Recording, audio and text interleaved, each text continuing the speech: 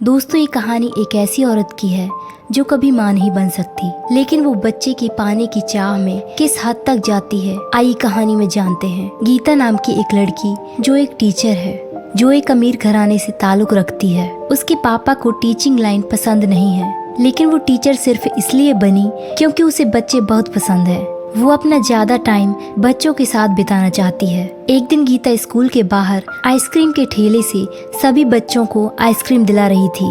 उनमें से एक बच्चा बीच सड़क में चला जाता है। तभी सामने से रोड पर तेजी से एक बस आ रही थी। गीता के वहां पहुंचने से पहले भूपेंद्र नाम का एक आदमी उस बच्चे की जान बचा लेता है। बच्चे की जान बचाने के लिए गीता उसे थैंक यू कहती है। फिर वो दोनों एक दूसरे को अपना नाम बताते हैं। भूपेंद्र कहता है, प्यार से मुझे बूबी कहते हैं। फिर वो लोग वहाँ से चले जाते हैं। बूबी अपने दोस्त मिक्की के घर जाता है। वो उसे और उसकी पत्नी को गीता के बारे में बताता है। मिक्की कहता है, तुमने उस लड़की का बस नाम ही पूछा और कुछ नहीं। बूबी कहता है, मुझे तो ये भी नहीं मालूम कि वो किस स्कूल के बच्चे थे। तभी बूबी को एक आइडिया आता है कि मुझे उन बच्चों के यूनिफॉर्म का कलर याद है, और वो तुरंत ही वहाँ से गीता को ढूंढने के लिए निकल जाता है। यहाँ गीता भी अपनी माँ को बूबी के बारे में बताती है।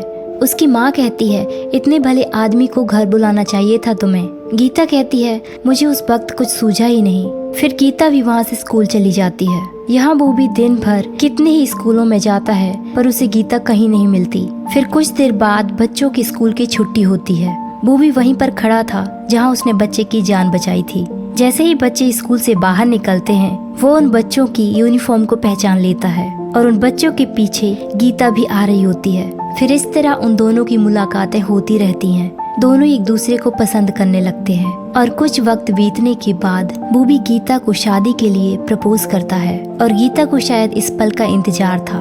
वो तुरंत ही हाँ कर देती है। लेकिन जब गीता अपने घर जाती है तो उसके पापा के दोस्त वहाँ आए हुए थे। वो बताते हैं कि हमने तुम्हारी गैर मौजूदगी में तुम्हारी किस्मत का फैसला कर दिया। तुम हमारी बहू बनने जा रही हो। गीता ये सुनकर हैरान रह गई और वो गुस्से में अपने कमरे में चली जाती है। अगले दिन वो बूबी का घर का पता पूछते हुए उसके घर चली जाती है। वो बूबी को अपनी शादी के बारे में सब कुछ बताती है। वो कहता है, तुम अपने पापा से बात करो, यदि वो इजाजत देंगे तो मैं उनके पास शादी की बात करने जाऊंगा। वो घर जाकर अपने पापा को बूबी के बारे में बताती है। उसके पापा ये बात सुनते ही गुस्से से लाल पीले हो जाते हैं और कहते हैं, क्या करता है वो और क्या कमाता है। वो बताती है कि उनका एक छोटा सा गैरेज है, माँ बाप नहीं है, जरूरत के मुताबिक कमा लेते हैं। उसके पापा और कुछ सुनने के लिए तैयार नहीं थे। गीता की माँ कहती है, आप एक बार उससे मिल तो लीजिए, लेकिन वो कहते हैं, तुम्हारी शादी तय हो चुकी है। और गीता के स्कूल फोन करके कहते हैं कि गीता कल से स्कूल बच्चों को पढ़ाने नहीं आएगी। अगले दिन उसके पापा का दोस्त अपने बेटे को लेकर आता है। उसकी माँ जब कमरे में गीता को लेने जाती है तो गीता वहाँ से गायब थी। उसे वहाँ एक खत मिलता है। गीता और बूबी अपने दोस्त और मोहल्ले वालों की मौजूदगी में शादी करने लगते हैं, लेकिन गीता के माँ बाप जब तक वहाँ पहुँचते हैं शादी की सारी रस्में पूरी हो चुकी थी। वो लोग वहाँ से अपने घर चले जाते हैं। गीता अपने माँ बाप को याद करके बहुत रोती है कि यदि आज माँ पापा का आशीर्वाद हमारे साथ होता तो यही जिंदगी कितनी अच्छी लगती। वो कहता है, थोड़ा वक्त लगेगा, सब ठीक हो जाएगा। वो तुम्हारे माँ बाप हैं, कोई दुश्मन नहीं है। मेरा भी इस दुनिया में कोई नहीं है। हम उनके पास जाकर माफी मांगेंगे। इस तरह कुछ वक्त बीतता है। गीता एक बच्चे को जन्म देने वाली होती है। वो दोनों अपने बच्चे के आने के चाह में बहुत खुश थे। तभी अचानक गीता बेड से नीचे गिर जाती है। वो दर्द से चिल्लाने लगती है। वो भी उसे फौरन ही हॉस्पिटल लेकर जाता है। उसे आईसीयू में रखा जाता है।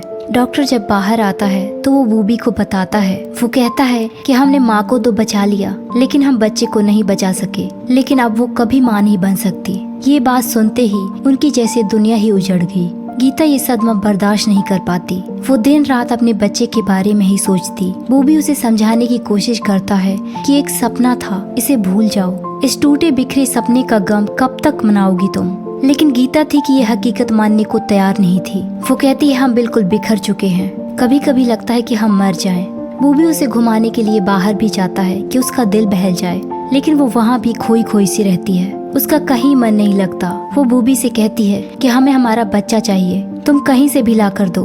बूबी का दोस्त मिक्की पेशे से एक लॉयर था। वो अपने दोस्त से कहता है कि जो हाल गीता का है वो इस तरह मर जाएगी, उसे बच्चे के अलावा कुछ सूझता ही नहीं। मिक्की कहता है, तुम बच्चा अडॉप्ट क्यों नहीं कर लेते। वो लोग एक अनाथ आश्रम में जाते हैं। वो आदमी उनसे कहता है कि आपको कितनी कीमत का बच्चा चाहिए।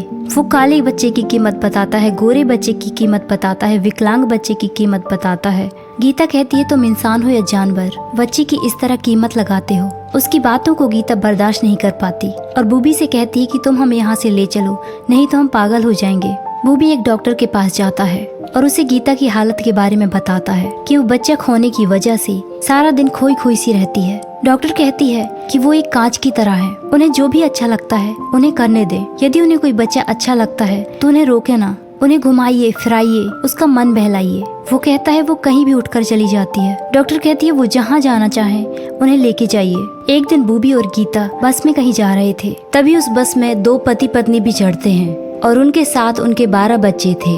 वो बच्चे यहाँ वहाँ बैठ जाते हैं। एक बच्चा गीता के पास बैठ जाता है। उसका पिता सब बच्चों के नाम लेकर उन्हें पूछता है कि सब लोग बैठ गए हो, कोई रह तो नहीं गया। जो बच्चा गीता के पास बैठा था उसका नाम लड्डू था। वो आदमी कंडक्टर से किराए के लिए बहस करने लग जाता है। इससे ये भी मालूम पड़ता है कि उनकी आर्थिक स्थिति भी ठीक नहीं है। अगले स्टॉप में वो सारे वहाँ उतर जाते हैं। वो नीचे उतरकर सब बच्चों की गिनती करते हैं, लेकिन उनमें से लड्डू नीचे उतरा ही नहीं था। वो बस में गीता के पास सो रहा था। जब गीता से कंडक्टर पूछता है कि ये किसका बच्चा है, तो वो कंडक्टर से झूठ बोलकर कहती है कि इसका नाम लड्डू है, ये हमारी पिछली गली में रहता है, ये हमारे साथ ही आया है, और लड्डू को अपने साथ घर ले जाती है। जब लड्डू नींद से जागता है तो वो अपनी दीदी के पास जाने की जिद करता है। गीता उसे मनाने की कोशिश करती है। रात हो चुकी थी। गीता उसे खिलौने लाकर देती है और लोरी सुनाती है। लोरी सुनकर लड्डू सो जाता है और यहाँ लड्डू के ना मिलने पर उसकी माँ और बहन का रो रो कर बहुत बुरा हाल हो रहा था। लेकिन हमें यहाँ ये पता चलता है कि लड्डू का पिता एक शराबी है, जिसे लड्डू के गुम हो जाने की कोई फिक्र नहीं। रात को जब बूबी घर आता है तो वो पूछता है कि ये किसका बच्चा है। गीता कहती है ये अपने माँ बाप का था, लेकिन अब से ये हमारा है। बूबी उससे सवाल किए जा रहा था कि तुम्हें कहाँ से मिला। वो कहती है हमें ये बस में मिला, और आगे से बूबी की कोई बात नहीं सुनना चाहती थी, क्योंकि उसे पता था कि बूबी क्या कहना चाहता है। बूबी गीता को इतना खुश पहले कभी नहीं देखा था। उस बच्चे के आ जाने की वजह से ऐसा लग रहा था जैसे गीता की जिंदगी में अब किसी चीज की कमी न रही हो, जैसे उसे सारी दुनिया मिल गई हो। बूबी फिर से उसे एक बात कहता है कि तुम अंदाजा लगा सकती हो कि जिसका ये बच्चा खोया है उस माँ पर क्या गुजर रही होगी। इसलिए वो अगली सुबह लड्डू के घर जाती है। वहाँ मोहल्ले की कुछ औरतें लड्डू के माँ बाप से उसके बारे में पूछने आई थी। गीता भी उनके साथ में बैठ जाती है। वो सब कुछ वहाँ देखती है और घर आकर बूबी को सब कुछ बताती है कि हम बता नहीं सकते कि कितना गंदा और कितना बुरा है लड्डू का बाप। घर कचरे का डिब्बा लग रहा था और भूख इतनी कि एक रोटी के कितने टुकड़े हो जा रहे थे। वो कहता है कि तुम लड्डू को साथ में क्यों नहीं ले गई। दरअसल बात यह है कि तुम लड्डू को वापस लौटाना ही नहीं चाहती। गीता उसे चुप करा देती है और कहती हम कुछ भी नहीं सुनना चाहते। यहाँ लड्डू की बहन अपने भाई के गुम हो जाने की कंप्लेन पुलिस के पास लिखा देती है और पुलिस को अपने भाई का एक फोटो भी देती है। एक दिन गीता की पड़ोसन उसके घर आती है। वो उससे पूछती है कि किसका बच्चा है। गीता उसे बताती है कि ये हमारी बहन का बच्चा है और हमने गोद लिया है। अब गीता की जिंदगी उस बच्चे के इर्द गिर्द घूमने लगी थी। बूबी भी उस बच्चे के लिए रोज खिलौने लाता। वो बच्चा भी बूबी और गीता के साथ घुल मिल गया था। अब घर जाने की जिद भी नहीं करता था। एक दिन बूबी मिक्की को लड्डू के बारे में सारी बात बताता है। वो कहता है ये तो एक जुर्म है, गीता को इसमें सजा भी हो सकती है। बूबी कहता है जानता हूँ, लेकिन क्या करूं, तुमने देखा था क्या हालत हो गई थी उसकी। अब उस बच्चे के आ जाने से जैसे उसे नई जिंदगी मिल गई हो। इस वक्त यदि वो बच्चा उसके हाथ से निकल गया तो ना जाने क्या करेगी वो। इसलिए मुझे भी उसकी खुशी में खुश होना पड़ता है, जैसे वो बच्चा हमेशा उसके पास ही रहना हो। वो कहता है वो बच्चा नहीं है, गीता के लिए ऐसा है जैसे बीमार के लिए दवाई। यहाँ पुलिस लड्डू का फोटो हर अखबार में छपवा देती है। गीता लड्डू से माँ बुलवाना चाहती है, लेकिन वो कहता है आप मेरी माँ नहीं हो, मैं आपको माँ नहीं बुलाऊंगा। गीता इस बात से काफी दुखी हो जाती है। अगले दिन गीता बूबी से कहती है आज याद है ना तुम्हें, संडे है, शाम को लड्डू को घुमाने लेकर जाना है। बूबी अखबार पढ़ रहा था, तभी उसकी नजर अचानक लड्डू के फोटो पर जाती है। वो गीता को इस बारे में बताना चाहता था, लेकिन उसे लड्डू के साथ इस तरह खुश देखकर उसकी बताने की हिम्मत नहीं पड़ी और वो शाम को लड्डू को लेकर बाहर जाते हैं। रास्ते में पुलिस को देखकर बूबी गड्ढे का बहाना करके दूसरे रास्ते से उन्हें ले जाता है। गार्डन में पहुंचकर गीता लड्डू के साथ खेलती है। बूबी के मन में डर था कि कहीं पुलिस लड्डू को देख न ले। तभी अचानक लड्डू को अपने भाई बहन वहाँ दिखाई देते हैं। वो अपनी दीदी को आवाज मारने लग जाता है, लेकिन जब तक लड्डू का परिवार उस तक पहुँचता, वो लोग लड्डू को लेकर स्कूटर में बैठकर वहाँ से चले जाते हैं। अब पुलिस उनका पीछा कर रही थी। कुछ दूर चलने के बाद स्कूटर का पेट्रोल खत्म हो जाता है। बूबी गीता से कहता है कि पास ही में पेट्रोल पंप है, मैं पेट्रोल डलवा कर आता हूँ, तब तक तुम लड्डू को लेकर उस पेड़ के पीछे छुप जाओ। गीता वहाँ छुप जाती है। बूबी के पास एक पुलिस वाला आता है। वो उससे कुछ पूछताछ कर रहा था। पुलिस को देखकर गीता घबरा जाती है और लड्डू को लेकर वहाँ से भाग जाती है। जब बूबी वहाँ जाता है तो उसे गीता नहीं मिलती। वो बहुत ही परेशान हो जाता है। वो अपने दोस्त मिक्की के पास जाता है और दोनों गीता को ढूंढने लगते हैं। लड्डू को भूख लग रही थी। गीता कुछ खाने के लिए दुकान पर जाती है और दुकानदार से कुछ खाने को मांगती है और फिर वहाँ से चली जाती है। बूबी और मिक्की भी वहीं पहुँचते हैं। वो दुकानदार गीता के बारे में उन्हें बताता है। गीता एक बिल्डिंग के अंदर छुप जाती है। पुलिस भी उस बिल्डिंग के पास खड़ी हुई थी। वो भी पुलिस को समझाता है कि आप ऊपर मत आइए, मैं अपनी पत्नी को खुद आपके पास लेकर आऊंगा। बड़ी ही मुश्किल से बूबी और मिक्की उस तक पहुंच जाते हैं। बूबी और मिक्की गीता को अपनी बातों में फंसाकर नीचे ले आते हैं और पुलिस गीता को गिरफ्तार करके अदालत में पेश करती है। मिक्की लॉयर होने की हैसियत से गीता का केस लड़ता है। वो कहता है गीता मिश्रा गुनहगार नहीं है, वो एक माँ है। माँ बनने की कोशिश करना कोई गुनाह नहीं है। मैं ये मानता हूँ कि गीता मिश्रा ने लड्डू के माँ बाप से बिना पूछे उनके बच्चे को अपने पास रखा, लेकिन वो उस बच्चे से जुदा होना बर्दाश्त नहीं कर सकती।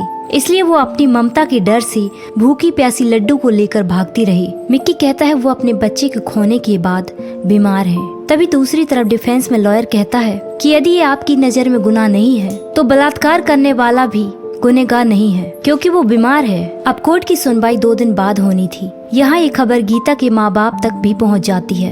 वो लोग अपनी बेटी के लिए बहुत दुखी होते हैं। वो अब उसे माफ कर चुके थे और अगली सुनवाई में दोनों कोर्ट पहुँचते हैं। मिक्की जज से कहता है कि गीता मिश्रा ने उस बच्चे पर अपनी जान निछावर की, उसकी हर हसरत पूरी की। इन्होंने उस बच्चे को कोई तकलीफ नहीं दी, क्या इसलिए इन्हें सजा मिलनी चाहिए? और वो जज को गीता की रिपोर्ट्स भी दिखाता है, जिसमें साफ लिखा था कि गीता अपने बच्चे को खो देने के बाद से बीमार है। जज फैसला करता है कि मुजरिम कसूरवार है, लेकिन कानून समाजी तकाजों से बेखबर नहीं है कि मुजरिमा एक पढ़ी लिखी और ईमानदार घराने से ताल्लुक रखती है। इसलिए डॉक्टर्स की रिपोर्ट को मद्देनजर रखते हुए ये अदालत मुजरिमा को आजाद करती है और बच्चे को उसके असली माँ बाप के हवाले करती है। जब गीता अदालत से बाहर जाती है तो उसके स्कूल के बच्चे भी उसके सपोर्ट के लिए वहाँ खड़े होते हैं और फिर उसके पास लड्डू के माँ बाप भी आते हैं। लड्डू गीता को पहली बार माँ कहकर बुलाता है। गीता ये सुनने के लिए कब से तरस रही थी। लड्डू के माँ बाप कहते हैं कि हमने आपकी ममता देख ली, हमारे पास तो बहुत से बच्चे हैं। लड्डू की परवरिश जिस तरह से आप लोग कर सकते हैं वैसी हम लोग नहीं कर सकते, इसलिए लड्डू को हम आपके हवाले करते हैं। आज से ये आपका हुआ। इस तरह से गीता को लड्डू वापस मिल जाता है। लड्डू के वापस मिलते ही वो फिर से पहले जैसी हो गई थी। एक माँ की ममता एक माँ ही समझ सकती है। तो दोस्तों, ये थी हमारी आज की कहानी। हमारी कहानी आपको कैसी लगी कमेंट करके जरूर बताइए और ऐसी ही कहानियों के लिए हमारे चैनल को सब्सक्राइब कीजिए। Thanks for watching.